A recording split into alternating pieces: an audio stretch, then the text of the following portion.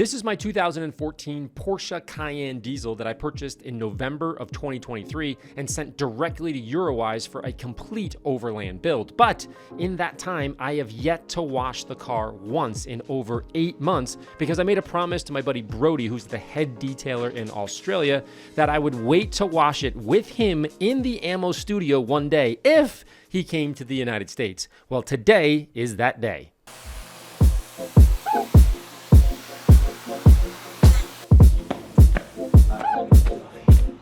Now check out the difference. This has no beating whatsoever, and that's insane.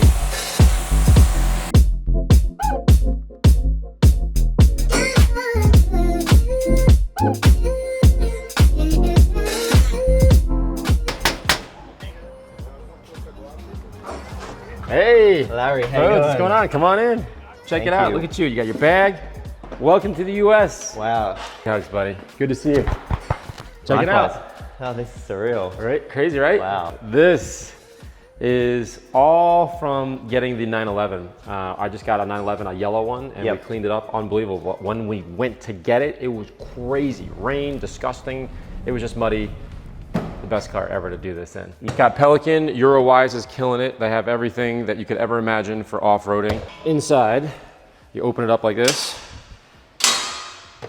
Gives you enough space, and look how close this is. Look how crazy design that is. Absolutely filthy. Baseball bag. Yep. All day long baseball. And then of course, I got the monkey man. I got the little guy's seat in there. Yeah. So. What's this, Larry? Yes, she's dirty. You're a detailer. She's dirty. He's giving me, all right. Now, all the seats, houndstooth. I love that. Oh my gosh, I actually have baseball dust everywhere. My mom made pillows. And then this right here. You leave it open one time, there's dust everywhere. One time at a baseball field, you're done. Yeah. The big truth is here, I flew you across the world to help me wash this. Are you down? Thanks, Larry. Yeah, I'm down. As you can clearly see, the Cayenne is totally filthy. The wheels and the tires are coated in brake dust because of the weight of the vehicle when I'm stopping, especially on the highway. I've never seen that before. It is really, really thick. The undercarriage is covered in mud, and the interior has a coating of baseball field dust from coaching baseball 4 days a week. So this thing is ready for a full detail. On a quick side note, this is the perfect daily driver, especially for New York City trips or going out to Long Island. There's no pothole that I'm worried about anymore. And there's something freeing about not freaking out about crushing your rim, that kind of thing. So I love this vehicle, but I can't wait any longer. It's been 8 months, Rhodes is here. So step one is we're just gonna lift it up and pop off the new wheels that I have, the custom design AMMO 90s from Eurowise. These things are absolutely spectacular. And of course, it's a throwback to my AMMO 964 that has the same type of design 90s that we increased from 17s to 18s. So it's very meaningful to have this particular wheel on my new Cayenne. With the wheels off, and because we're going to be doing a lot of power washing, it can be helpful to replace the bolts back into the hubs to prevent removing the grease and encouraging rust. With the Cayenne fully up in the air, you can see that the undercarriage is caked in mud and dirt, and what's likely causing my wheel shimmy at 70 to 71 miles an hour. I'm getting a little bit of a shake in the steering wheel. It's probably because the mud is trapped in the barrel from last weekend's off-road excursion, so a heavy degreasing, power washing, and scrub down is critical.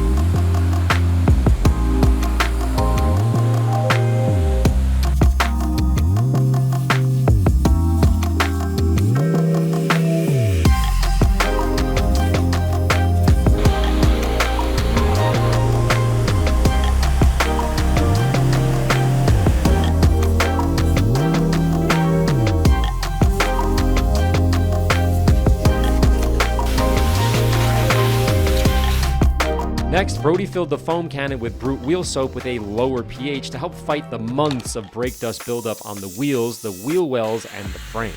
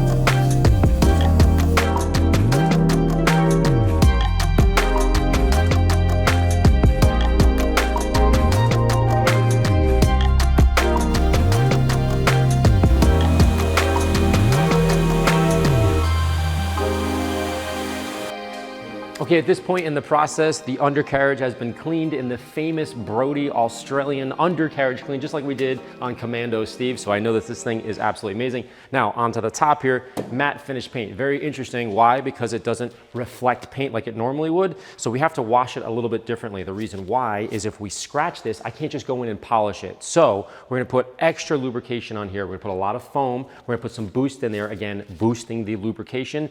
Put it on, rinse it off, let it sit for a little bit. Then we're gonna go back in, spray the foam back on, and gently, with multiple towels, agitate as much as we can, very, very gently to avoid scratching. And this matte paint is gonna stay matte, which is the goal. For properly washing matte paint, the idea here is to first foam everything down, let it sit for 4 to 5 minutes dwell time, then go in and power wash it off. The idea is to make sure that you remove any of the contamination without actually agitating. The next thing you want to do is refoam again, then you can go in and agitate with a thick blue microfiber wash towel and gently move the towel around. The goal is to not scratch matte finish paint. The reason why is if you scratch matte paint, you cannot polish it out, because by polishing it out, you're going to make it shiny, thus defeating the matte finish. You have to be very careful when you wash. Once you're done with the extra few steps to wash matte paint, then you're going to do a final rinse and then dry with hydrate to add more lubrication during the drying process, again, to minimize potential scratching. While Brodie was touching up the paint after the wash, I got the laundry going to keep the towels soft and absorbent for the next car. Remember, you can pre-soak with Revive in a bucket for super dirty towels, or you can use Revive directly in the washing machine for normal microfiber towel washing and maintenance before the towel dries and the stains set in. So keep all that in mind. Because the car was so dirty and it's matte paint, we used 10 towels, which is a lot of towels. One in particular here, I have to pre-soak because it was really, really dirty, and you can see the color of the water turned from clear to brown, so we know that it's working. In this case, I used Revive in there. That's really gonna get the oils and the waxes and the greases off the towel. These 10 are pretty dirty, but not enough to pre-soak, so we're gonna take them, put them in the washing machine, get them cleaned up.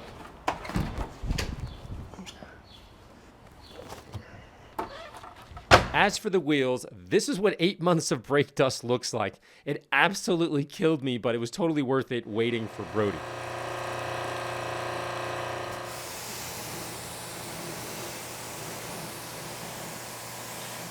Now check this out. If you notice, once the plum hit the wheel, you can see that it's doing its work. But once the plum hit the rubber, it reacted the same way because of the brake dust, not only on the wheel, but on the tire itself, which required a healthy scrub down to be removed.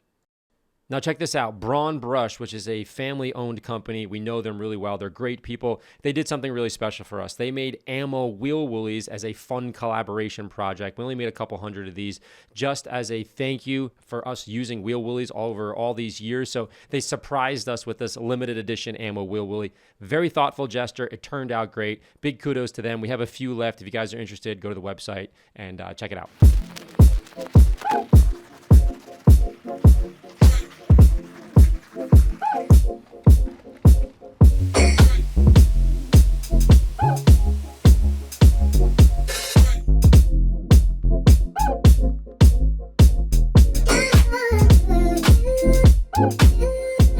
While While I was finishing up the wheels, Brodie was still using hydrate on the paint. Now, if you've watched my videos in the past, you know that if we're gonna coat a car, I tend to not use hydrate. Hydrate's more of a maintenance thing.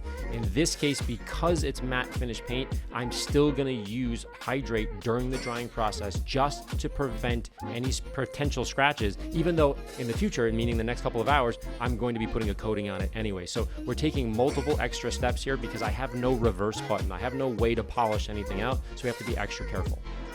Once I know the paint is clean and dry, then I go back in and gently wipe with an isopropyl alcohol mixture 50-50, just to make sure everything is clean and ready for a coating in the next couple of hours. With the outside now clean and ready to go, we focused on the interior. Check out the before and after on the incredibly greasy steering wheel.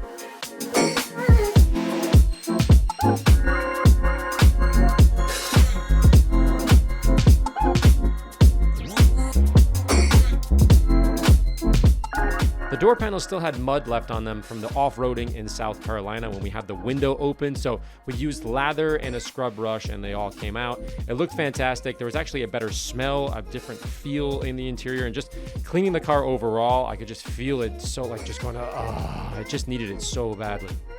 While Brodie was cleaning up the leather, I was using the diffuser to blow out the seats and the floor mats before vacuuming. This is a really good trick to get the best results from vacuuming in the following steps. It also helps blow out the junk from under the seats as well, so you can vacuum that much easier. As you can see here, my beautiful houndstooth had a small stain on the driver's side seat, so I used shag, I let it sit for a little bit, and then gently scrubbed. The trick here is whenever I'm cleaning houndstooth, you want to be extra gentle. Otherwise, the fibers don't look as tight and the clarity of the design, meaning the houndstooth itself, gets a little blurry and unclear because there's so many different colors next to each other. Unlike, let's say, a black seat where you can scrub it and then maybe the fibers get a little bit funky, but it's all black or it's all red or whatever color it is. When there's houndstooth and there's multiple colors like this, you have to be extra gentle, not to kind of make it blurry or fuzzy. Afterwards, I steam vacuumed and the stain came right out.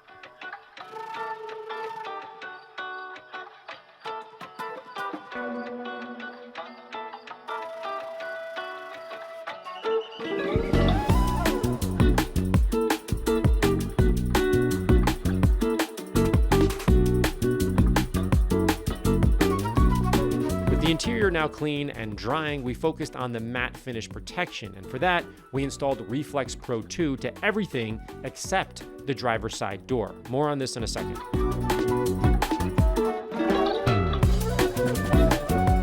For the trim, I added oleo trim coating because the black plastic just wasn't in need of a full restoration that would require Frame Pro. This was in good enough shape that it just needed more of a maintenance and protection coating. I did the same exact process on the engine trim as well, and the before and after was great.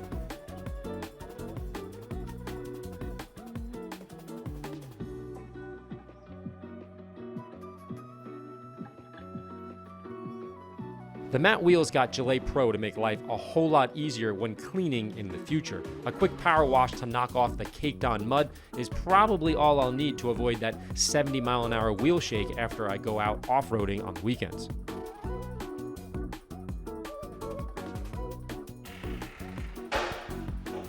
After cleaning the windows, I added mud tire dressing to the huge sidewalls by massaging the product into each tire crevice and nub.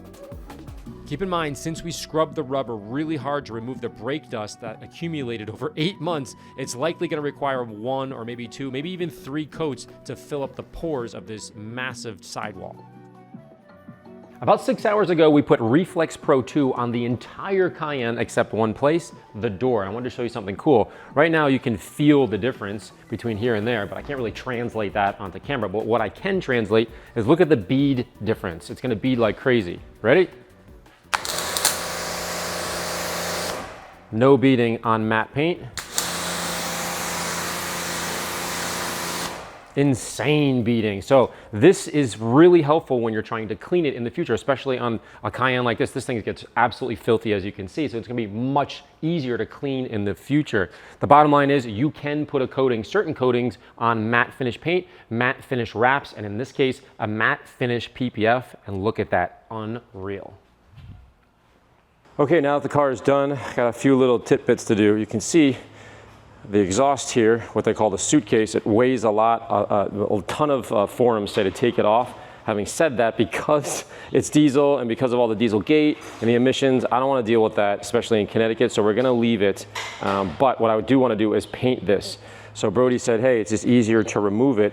He's going to pop off a few bolts back here, pull this off, and then we're going to bring it down and paint it black so it matches. You can see the difference here, black and brown. It's very dark, and then you have this piece here. It kind of looks funky. So we're going to paint it right now.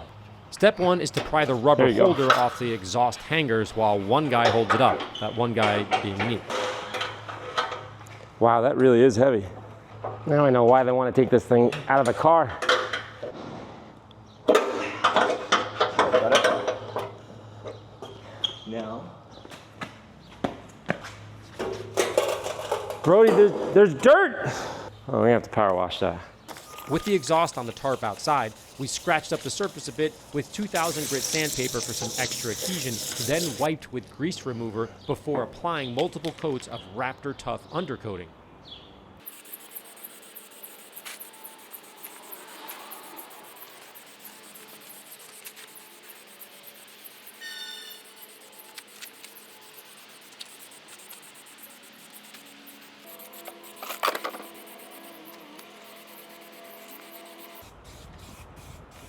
While that was drying outside, we added grip tape to the ladder. Touchdown. Okay, while Brodie's putting the grip tape on, I want to show you something. All the way under here to power these, there's wires, of course. If you remember from the Eurowise guys, they built it so it goes underneath, very slick, and then here are the wires that run all the way to the lights back there. But if you look right underneath here, I'll put my hand underneath. See those wires? There's a little bit of a rattle that happens when I'm really, trucking or going really fast, or there's a lot of windage. And so I need to stick these on the inside of the bar here. So what I did was I got these 3M little stickies. You can see that there's slots in there. Those slots allow enough space to put zip ties. So I'll put a zip tie, put the wire in it, zip tie it together, connect it to that, have the sticky on the inside, and it'll lift it off my roof, so I won't hear it sort of rattling the whole time. So we're going to do that next.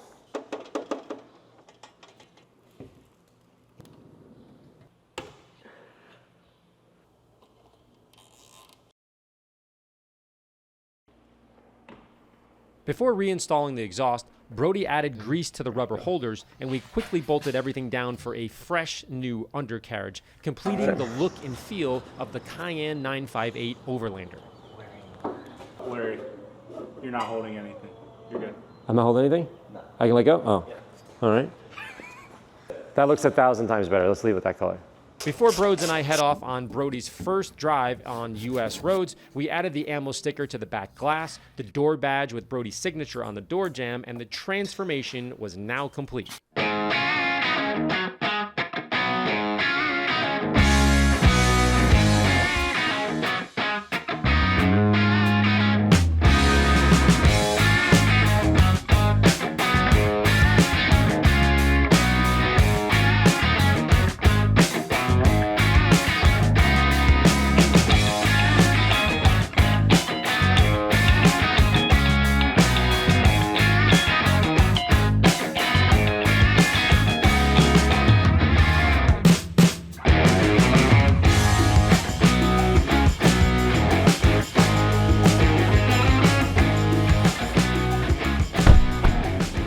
Drive on this side of the road, yes? Yeah. Okay, just making sure. After all this cleaning. Feels nice to drive, Larry. It is nice. The suspension's good. It doesn't feel wobbly, doesn't feel like a boat. No. I think if I didn't put the suspension in, it probably would have been a little wonky with those big tires. Yeah. But this suspension is... JRZ knows what they're doing. Actually, they're near you guys. I'm pretty sure they're in New Zealand. Okay. On the other side of the ditch. Yes. This seems very unnatural to me. Going this, you can just go if no one's going. Right on red. This feels unnatural? Going down a hot ramp? Yeah, and going on a red at any intersection without the sign. We usually have a sign to tell us that we can do that. I don't know. You have a sign to tell you not to do that. Yeah.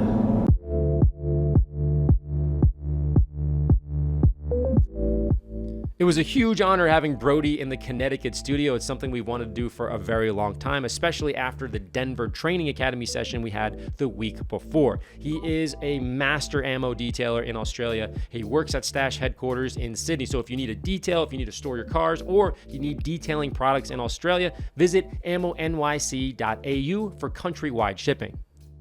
Likewise, as most of you know, Matt Farah and I have known each other for a very, very long time. So I'm super excited to announce that we've opened up an ammo retail location in Los Angeles, California, in Matt Farah's Westside Collector Car Garage facilities. We can do details there and pick up in-store products and cleaning supplies at his actual facility. We are super pumped and I cannot wait. So huge thank you to everyone who supported this and supported Ammo's small business over the years. It means the absolute world to me. Thank you again, guys, and see you next week.